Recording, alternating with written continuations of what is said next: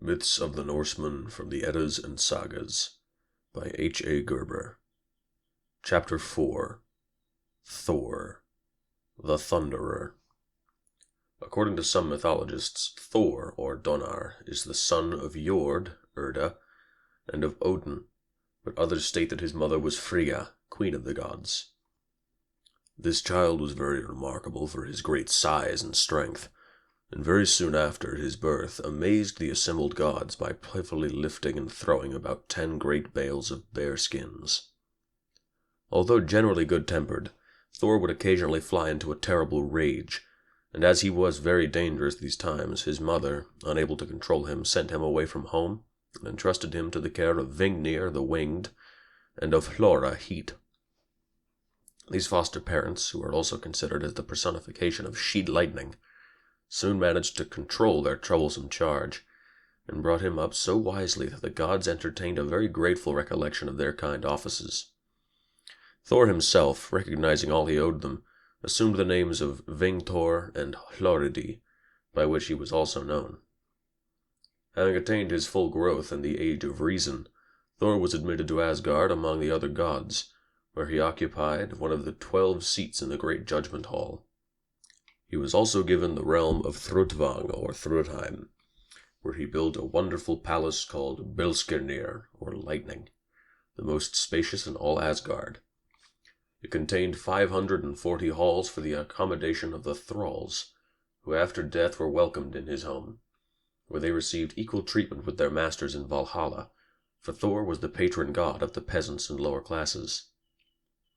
As he was god of thunder, Thor alone was never allowed to pass over the wonderful bridge Bifrost, lest he should set it aflame by the heat of his presence.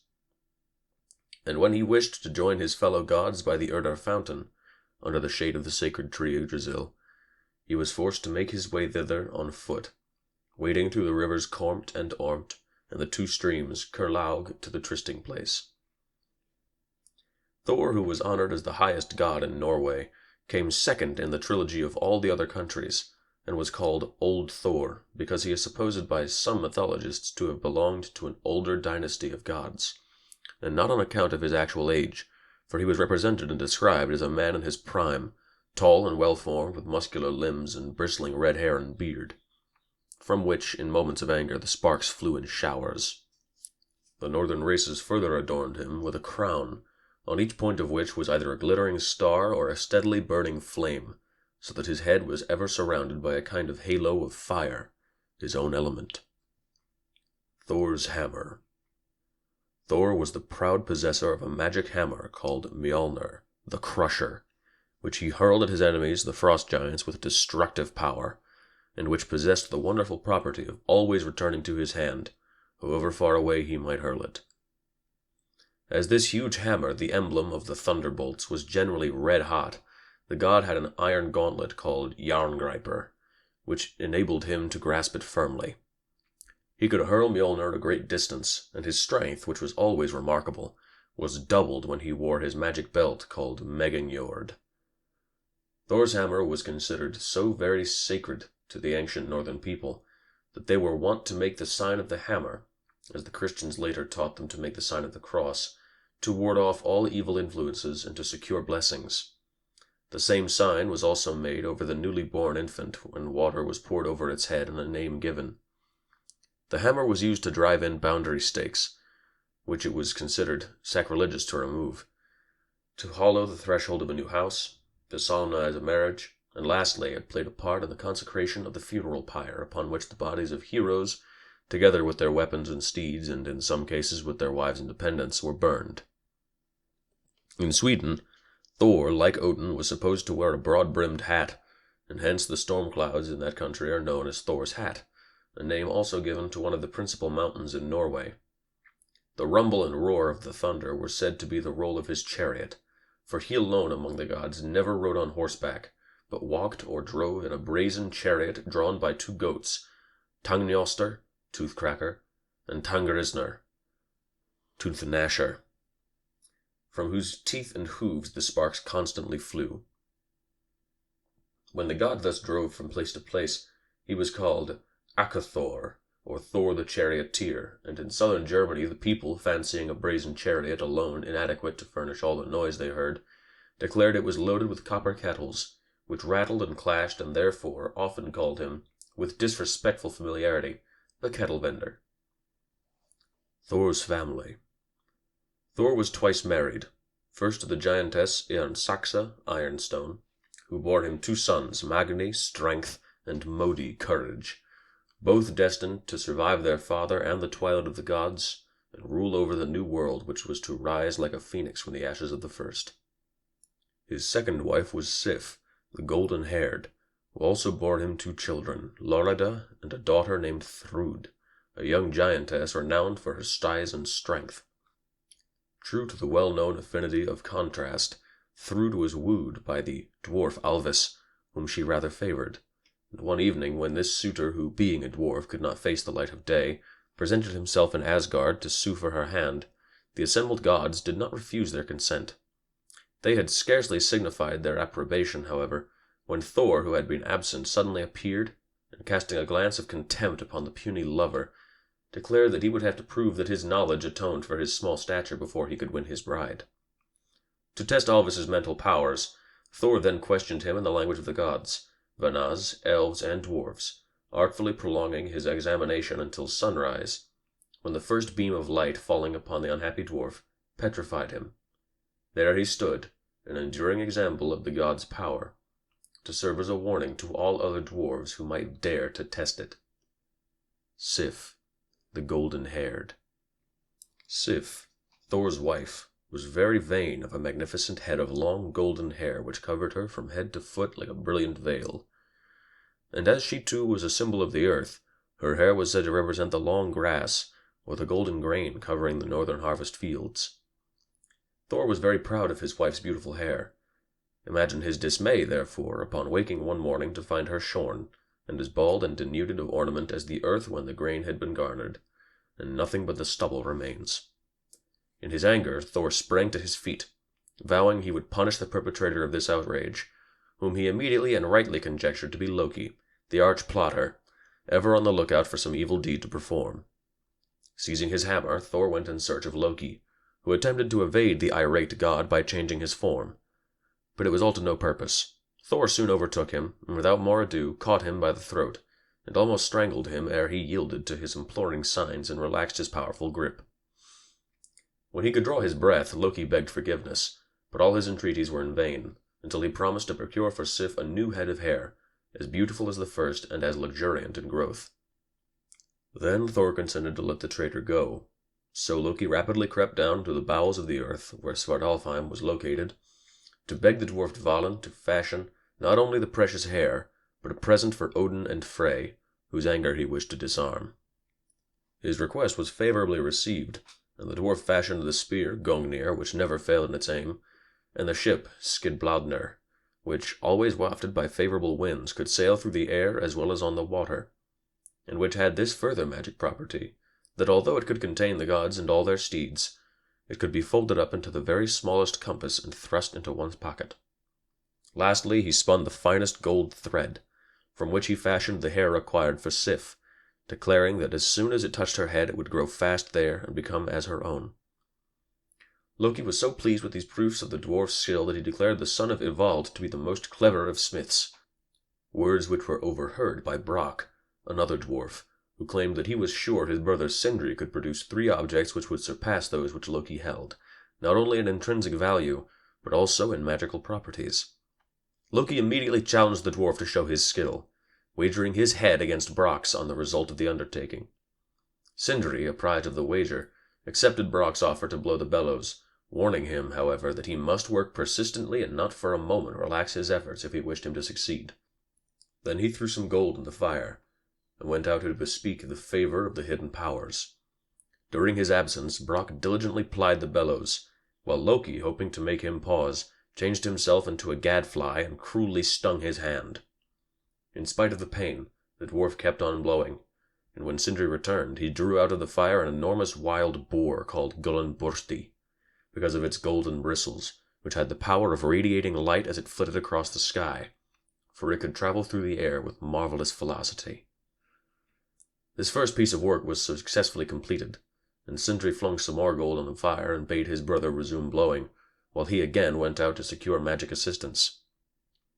This time Loki, still disguised as a gadfly, stung the dwarf on his cheek, but in spite of the pain Brock worked on, and when Sindri returned he triumphantly drew out of the flames the magic ring Draupnir, the emblem of fertility, from which 8 similar rings dropped every 9th night. Now a lump of iron was cast in the flames, and with renewed caution not to forfeit their success by inattention, Sindri passed out, leaving Brock to ply the bellows as before. Loki was now in desperation, and he prepared for a final effort. This time, still in the guise of the gadfly, he stung the dwarf above the eye until the blood began to flow in such a stream that it prevented his seeing what he was doing. Hastily raising his hand for a second, Brock dashed aside the stream of blood, but short as was the interruption, it had worked irreparable harm, and when Sindri drew his work out of the fire, he uttered an exclamation of disappointment, for the hammer he had fashioned was short in the handle. Notwithstanding this mishap, Brock was sure of winning the wager, and he did not hesitate to present himself before the gods in Asgard, where he gave Odin the ring Draupnir, Frey the boar Gullinborsti, and Thor the hammer Mjolnir, whose power none could resist. Loki in turn gave the spear Gungnir to Odin, the ship Skidbladnir to Frey, and the golden hair to Thor.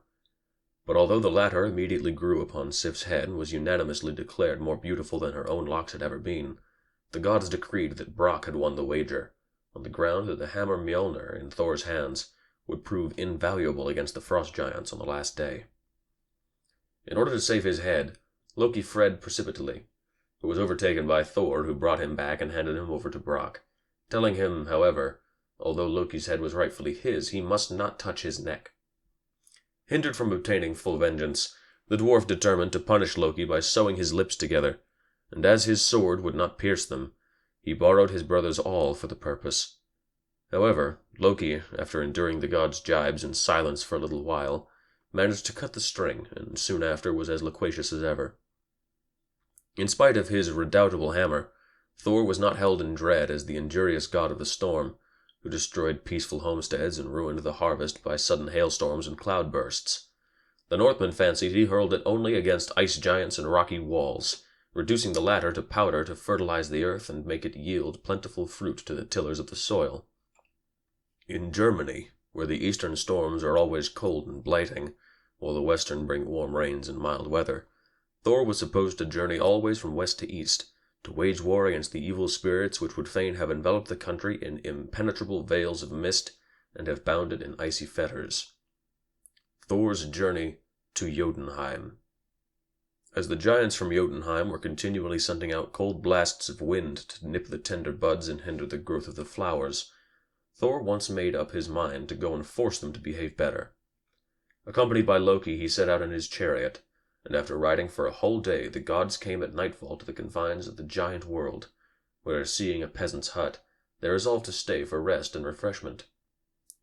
Their host was hospitable, but very poor, and Thor, seeing that he would scarcely be able to supply the necessary food to satisfy his by no means small appetite, slew both his goats, which he cooked and made ready to eat, inviting his host and family to partake freely of the food thus provided, but cautioning them to throw all the bones, without breaking them, into the skins of the goats which he had spread on the floor. The peasant and his family ate heartily, but his son Thialfi, encouraged by mischievous Loki, ventured to break one of the bones and suck out the marrow, thinking his disobedience would not be detected. On the morrow, however, Thor, ready to depart, struck the goat skins with his hammer Mjolnir, and immediately the goats sprang up as lively as before, except that one seemed somewhat lame. Perceiving that his commands had been disregarded, Thor would have slain the whole family in his wrath. The culprit acknowledged his fault, however, and the peasant offered to compensate for the loss by giving the irate god not only his son Thialfi, but also his daughter Roskva to serve him forever. Charging the man to take good care of the goats, which he left there until he should return, and bidding the young peasants accompany him, Thor now set out on foot with Loki, and after walking all day found himself at nightfall in a bleak and barren country, which was enveloped in an almost impenetrable grey mist. After seeking for some time, Thor saw through the fog the uncertain outline of what looked like a strangely shaped house. Its open portal was so wide and so high that it seemed to take up all one side of the house. Entering and finding neither fire nor light, Thor and his companions flung themselves wearily down on the floor to sleep, but were soon disturbed by a peculiar noise and a prolonged trembling of the ground beneath them. Fearing lest the main roof should fall during this earthquake, Thor and his companions took refuge in a wing of the building, where they soon fell sound asleep. At dawn, the god and his companions passed out, but they had not gone very far ere they saw a recumbent form of a sleeping giant, and perceived that the peculiar sounds which had disturbed their rest were produced by his snores. At that moment the giant awoke, arose, stretched himself, and looked about him for his missing property, and a second later picked up the object which Thor and his companions had mistaken in the darkness for a house.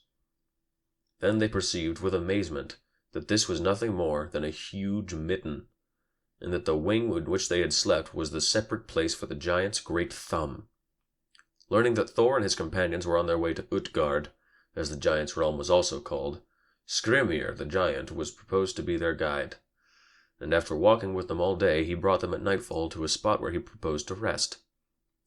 Ere he composed himself for sleep, however, he offered them the provisions in his wallet, but, in spite of strenuous efforts, neither Thor nor his companions could unfasten the knots which Hrungnir had tied.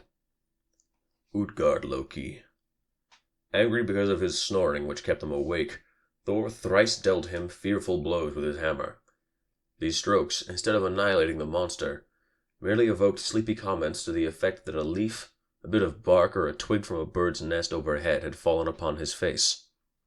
Early on the morrow, Hrungnir left Thor and his companions, pointing out the shortest road to Utgard-Loki's castle, which was built of great ice blocks with huge glittering icicles as pillars. The gods, slipping between the bars of the great gate, presented themselves boldly before the king of the giants, Utgard-Loki, who, recognizing them, immediately pretended to be greatly surprised at their small size, and expressed a wish to see for himself what they could do, as he had often heard their prowess vaunted. Loki, who had fasted longer than he wished, immediately declared that he was ready to eat for a wager with anyone. So the king ordered a great wooden trough full of meat to be brought into the hall, and placing Loki at one end and his cook Logi at the other, he bade them to see which one would win. Although Loki did wonders and soon reached the middle of the trough, he found that whereas he had picked the bones clean, his opponent had devoured both them and the trough. Smiling contemptuously, Utgard-Loki said that it was evident that they could not do so much in the eating line, and this so nettled Thor that he declared if Loki could not eat like the voracious cook, he felt confident he could drain the biggest vessel in the house, such was his unquenchable thirst. Immediately a horn was brought in, and Utgard-Loki declaring that good drinkers emptied it at 1 draught, moderately thirsty persons at 2, and small drinkers at 3, Thor applied his lips to the rim. But although he drank so deep that he thought he would burst, the liquid still came almost up to the rim when he raised his head. A second and third attempt to empty this horn proved equally unsuccessful. Thialfi then offered to run a race, but a young fellow named Hugi, who was matched against him, soon outstripped him, though Thialfi ran remarkably fast. Thor proposed next to show his strength by lifting weights, and was challenged to pick up the giant's cat. Seizing an opportunity to tighten his belt Mjolnir, which greatly enhanced his strength, he tugged and strained, but was only able to raise one of its paws from the floor. A last attempt on his part to wrestle with Utgard-Loki's old nurse, Elli, the only opponent deemed worthy of such a puny fellow, ended just as disastrously, and the gods, acknowledging they were beaten, were hospitably entertained. On the morrow they were escorted to the confines of Utgard, where the giant politely informed them that he hoped they would never call upon him again, as he had been forced to employ magic against them. He then went on to explain that he was the giant Hrungnir, and that had he not taken the precaution to interpose a mountain between his head and Thor's blows, while he seemingly lay asleep, he would have been slain, as deep clefts in the mountainside to which he pointed testified to the god's strength. Next he informed them that Loki's opponent was Logi, Wildfire, that Thialfi had run a race with Hugi, Thought, than which no swifter runner exists, that Thor's drinking horn was connected with the ocean, where his deep draughts had produced a perceptible ebb, that the cat was in reality the terrible Midgard snake encircling the world, which Thor had nearly pulled out of the sea, and that Ellie, his nurse, was old age, whom none can resist. Having finished these explanations, and cautioned them never to return or he would defend himself by similar delusions, Utgard-Loki vanished, and although Thor angrily brandished his hammer, and would have destroyed the castle, such a mist enveloped it that it could not be seen, and the Thunder God was obliged to return to Thrudvang without having administered his purposed salutary lesson to the race of giants. Thor and Hrungnir. Odin himself was once dashing through the air on his 8-footed steed Sleipnir when he attracted the attention of the great Hrungnir, who proposed a race, declaring that Golfaxi, his steed, could rival Sleipnir in speed. In the heat of the race, Hrungnir did not notice the direction in which they were going, until, in the vain hope of overtaking Odin, he urged his steed to the very gates of Valhalla. Discovering then where he was, the giant grew pale with fear, for he knew he had jeopardized his life by venturing into the stronghold of the gods, his hereditary foes. The Aesir, however, were too honorable to take even an enemy at a disadvantage, and instead of doing him harm, they asked him into their banqueting halls, where he proceeded to indulge in liberal potations of the heavenly mead set before him. He soon grew so excited that he began to boast of his power, declaring he would come some day and take possession of Asgard, which he would destroy together with the gods, save only Freya and Sif, upon whom he gazed with an admiring leer. The gods, knowing he was not responsible, let him talk unmolested. But Thor, coming home just then from one of his journeys, and hearing his threat to carry away the beloved Sif, flew into a terrible rage. He furiously brandished his hammer, with intent to annihilate the boaster. This the gods could not permit, however, and they quickly threw themselves between the irate Thunderer and their guest, imploring Thor to respect the sacred rites of hospitality and not to desecrate their peace stead by shedding blood. Thor was at last induced to bridle his wrath, but he demanded that Hrungnir should appoint a time and place for a holmgang, as a northern duel was generally called. Thus challenged, Hrungnir promised to meet Thor at Jotunheim, the confines of his realm, 3 days later, and departed somewhat sobered by the fright he had experienced. When his fellow giants heard how rash he had been, they chided him sorely, but they took counsel together in order to make the best of a bad situation. Hrungnir told them that he was to have the privilege of being accompanied by a squire, whom Thialfi would engage in a fight, wherefore they proceeded to construct a creature of clay 9 miles long and proportionately wide, whom they called Mokurkjalfi, Mist-Waiter. As they could find no human heart big enough to put in this monster's breast, they secured that of a mare, which, however, kept fluttering and quivering with apprehension. The day of the duel arrived. Hrungnir and his squire were on the ground, awaiting the arrival of their respective opponents. The giant had not only a flint heart and skull, but also a shield and club of the same substance, and therefore deemed himself well nigh invincible. Thialfi came before his master, and soon after there was a terrible rumbling and shaking, which made the giant apprehensive that his enemy would come up through the ground and attack him from underneath. He therefore followed a hint from Thialfi, and stood upon his shield. A moment later, however, he saw his mistake, for while Thialfi attacked Mokurkjalfi with a spade, Thor came with a rush upon the scene and flung his hammer full at his opponent's head. Hrungnir, to ward off the blow, interposed his stone club, which was shivered into pieces that flew all over the earth, supplying all the flint stones thereafter to be found. And one fragment sank deep into Thor's forehead. As the god dropped fainting to the ground, his hammer crashed against the head of Hrungnir, who fell dead beside him, in such a position that one of his ponderous legs was thrown over the recumbent god. Thialfi, who in the meanwhile had disposed of the great clay giant with its cowardly mare's heart, now rushed to his master's assistance, but his efforts were unavailing, nor could the other gods, whom he quickly summoned, raise the pinioning leg. While they were standing there, helplessly wondering what they should do next, Thor's little son Magni came up.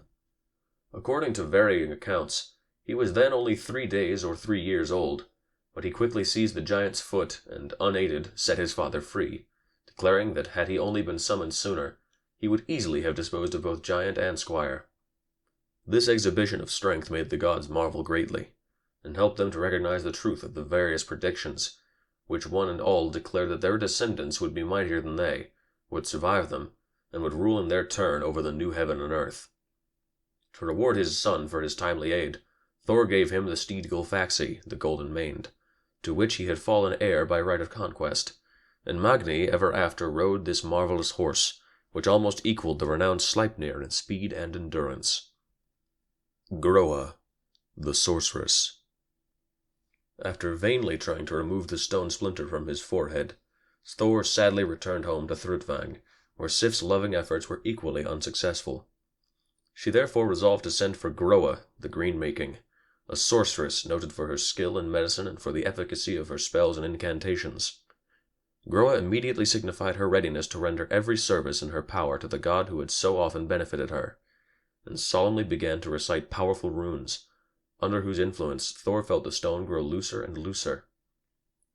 His delight at the prospect of a speedy deliverance made Thor wish to reward the enchantress forthwith, and knowing that nothing could give greater pleasure to a mother than the prospect of seeing a long-lost child, he proceeded to tell her that he had recently crossed the Elivagar, or ice streams, to rescue her little son Orvandil, the Germ, from the frost giant's cruel power, and has succeeded in carrying him off in a basket. But, as the little rogue would persist in sticking one of his bare toes to the hole in the basket, it had been frostbitten, and Thor, accidentally breaking it off, had flung it up into the sky, to shine as a star, known in the north as Orvandil's toe.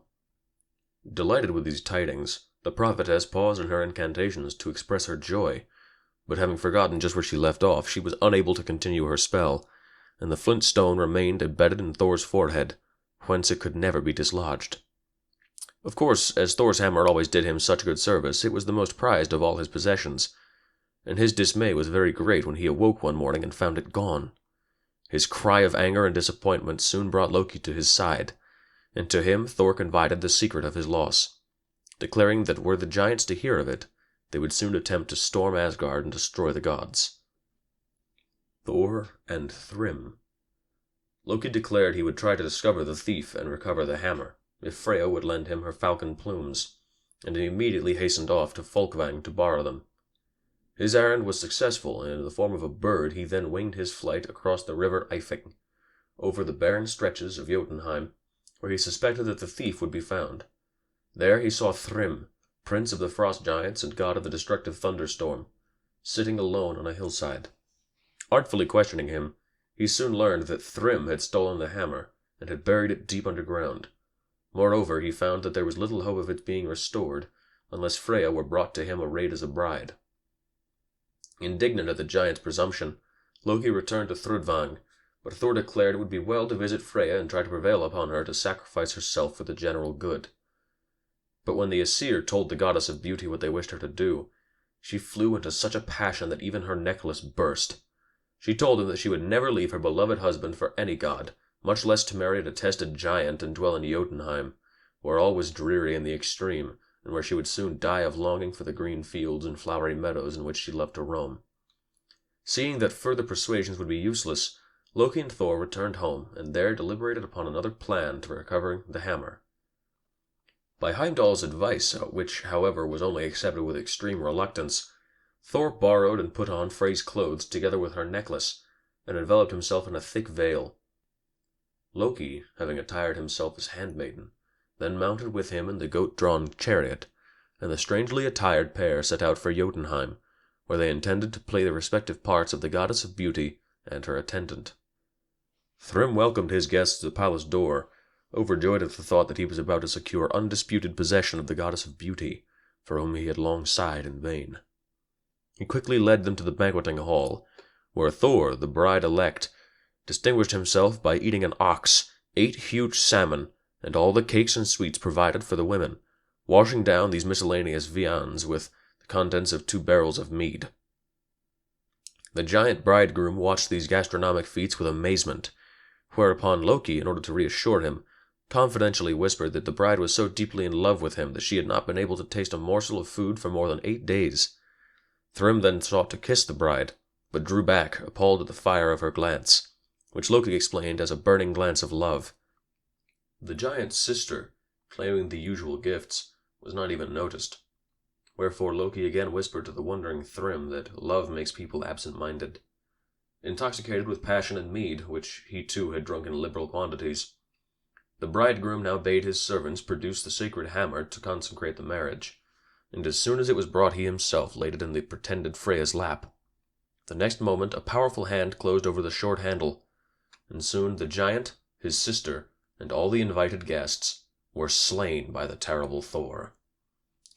Leaving a smoking heap of ruins behind them, the gods then drove rapidly back to Asgard, where the borrowed garments were given back to Freya, much to the relief of Thor, and the Aesir rejoiced at the recovery of the precious hammer.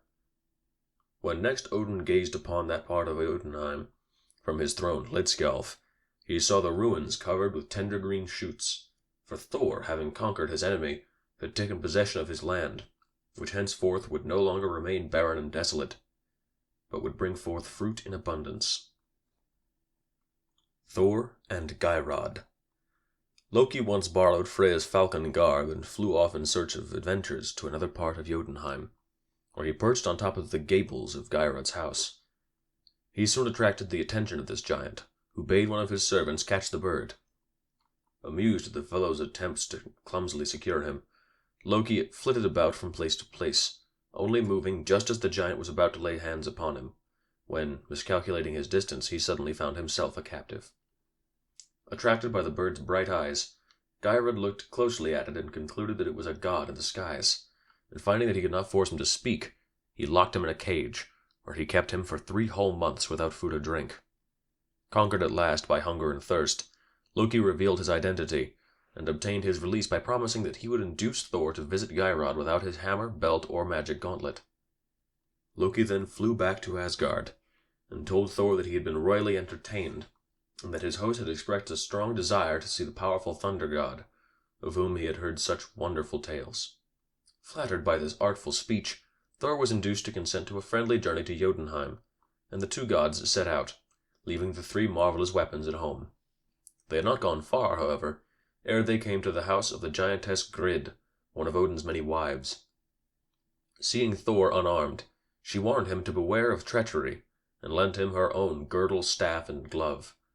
Some time after leaving her, Thor and Loki came to the river Vimar, which the Thunderer, accustomed to wading, prepared to ford, bidding Lodi and Thialfi cling fast to his belt. In the middle of the stream, however, a sudden cloudburst and freshet took over them. The waters began to rise and roar, and although Thor leaned heavily upon his staff, he was almost swept away by the force of the raging current. Thor now became aware of the presence upstream of Geirrod's daughter Gialp, and rightly suspecting that she was the cause of the storm, he picked up a huge boulder and flung it at her, muttering that the best place to dam a river was at its source. The missile had the desired effect, for the giantess fled, the waters abated, and Thor, exhausted but safe, pulled himself up on the opposite bank by a little shrub, the mountain ash or sorb. This has since been known as Thor's salvation, and occult powers have been attributed to it. After resting a while, Thor and his companions resumed their journey, but upon arriving at Geirrod's house, the god was so exhausted that he sank wearily upon the only chair in sight. To his surprise, however, he felt it rising beneath him, and fearful lest he should be crushed against the rafters, he pushed the borrowed staff against the ceiling and forced the chair downward with all his might. Then followed a terrible cracking, sudden cries, and moans of pain, and when Thor came to investigate, it appeared that the giant's daughters, Gialp and Greip, had slipped under his chair with intent treacherously to slay him, and they had reaped a righteous retribution, and both lay crushed to death. Geirrod now appeared and challenged Thor to a test of strength and skill, but without waiting for a preconcerted signal, he flung a red-hot wedge at him. Thor, quick of eye and a practiced catcher, caught the missile with the giantess's iron glove and hurled it back at his opponent. Such was the force of the god, that the missile passed not only through the pillar behind which the giant had taken refuge, but through him and the wall of the house, and buried itself deep in the earth without. Thor then strode up to the giant's corpse, which at the blow from his weapon had been petrified into stone, and set it up in a conspicuous place, as a monument of his strength and of the victory he had won over his redoubtable foes, the mountain giants. The Worship of Thor. Thor's name had been given to many of the places he was wont to frequent, such as the principal harbor of the Faroe Islands, and to families which claimed to be descended from him. It is still extant in such names as Thunderhill in Surrey, and in the family names of Thorburn and Thorvaldsen, but is most conspicuous in the name of one of the days of the week, Thor's Day or Thursday. Thor was considered a preeminently benevolent deity, and it was for that reason that he was so widely worshipped and that temples to his worship arose at Muri, Hladr, Godi, Gothland, Uppsala, and other places, where the people never failed to invoke him for a favorable year at Yuletide, his principal festival. It was customary on this occasion to burn a great log of oak, his sacred tree, as an emblem of the warmth and light of summer, which would drive away the darkness and cold of winter. Brides invariably wore red, Thor's favorite color, which was considered emblematical of love, and for the same reason betrothal rings in the north were almost always set with a red stone. Thor's temples and statues, like Odin's, were fashioned of wood, and the greater number of them were destroyed during the reign of King Olaf the Saint. According to ancient chronicles, this monarch forcibly converted his subjects. He was specially incensed against the inhabitants of a certain province, because they worshipped a rude image of Thor, which they decked with golden ornaments, and before which they set food every evening, declaring the god ate it, as no trace of it was left in the morning. The people, being called upon in 1030 to renounce this idol in favor of the true god, promised to consent if the morrow were cloudy. But when, after a whole night spent by Olaf in ardent prayer, there followed a cloudy day, the obstinate people declared they were not yet convinced of this god's power, and would only believe if the sun shone on the next day. Once more Olaf spent the night in prayer, but at dawn, to his great chagrin, the sky was overcast.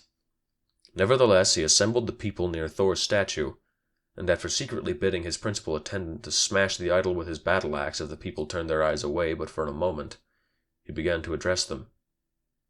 Suddenly, while all were listening to him, Olaf pointed to the horizon, where the sun was slowly breaking its way through the clouds, and exclaimed, "Behold our god!"